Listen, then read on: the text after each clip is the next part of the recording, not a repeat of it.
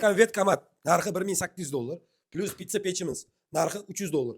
Undan keyin yana bitta pechimiz bu ham turetskiy $600. Bular hammasi turetskiy. Undan tashqari 20 tali mishalkamiz buning narxi $300 va hamda sokovijmalkamiz 220 da ishlaydi, narxi $200. Pitsa pechimiz tegi toshli, ikki etajli ko'rib turganingizdek, lekin narxi $600.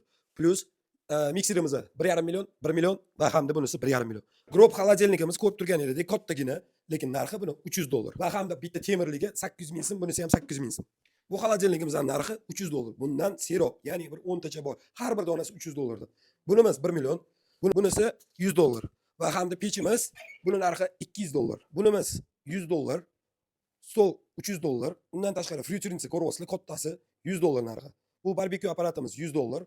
Buni ikkalasini 70 ga qilib beramiz. Buni tegidigisini $200 ga qilib beramiz. Hamda gaz plitamiz $300 dan. Yengisi $10,000 dan qimmat turadi bu apparat. Ya'ni posуда yuvadigan mashina turetskiy 2 yil ilgari olishgan ekan. Lekin hozir buni $3,000 ga berishadi, plus bonusiga bu ikkalasini qo'shib berishadi.